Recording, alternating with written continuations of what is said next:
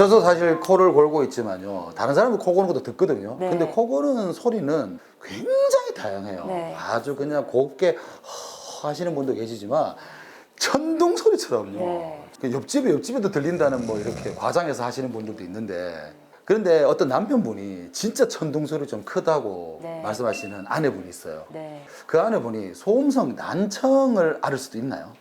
소음성 난청이라는 것 자체가 보통 90데시벨 이상의 큰 소음이 하루에 뭐 8시간 이상 노출이 됐을 때 이제 질환을 얻을 수가 있습니다. 지하철에서 발생하는 소음이 80데시벨 정도이니까요. 와. 그 정도 큰 코를 고시는 분이 옆에 계신다면 네네. 소음성 난청이 발생할 수 있을 것 같습니다. 야, 심각하네요. 제가 들은 우문 중에 하나가요. 코골이를 하시는 분과 같이 자면은 그 사람도 나중에 코를 곤다라는 말인데 맞나요? 꼭 그렇지는 않습니다. 그러면요. 네. 부자지간에 네. 코를 참 음악 있게 번갈아 가면서 네, 네. 예쁘다고 표현이 될지 네. 모르겠지만 그렇게 고시는 분들도 있더라고요. 네. 코골이 유전은 아니죠? 코골이나 무호흡은 좀 유전적인 경향도 있습니다.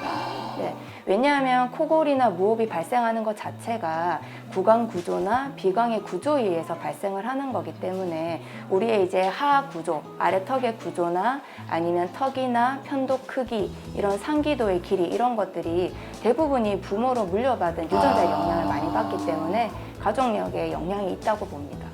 상대적으로 저처럼 뚱뚱한 사람이, 좀 비만인 사람이 코를 더 고나요? 그렇죠. 아무래도 비만이신 분들이 상기도 주변에 점막이 아래쪽으로 더 처져 있는 경우도 있고 지방세포들이 축적이 되기 때문에 상기도가 조금 더 좁은 경우가 있을 수가 있습니다. 살을 좀 빼야겠네요, 제가. 네, 체중을 조절하는 것도 무호흡이나 코골이에 좋아지는 데 큰 영향을 미칠 수가 있습니다.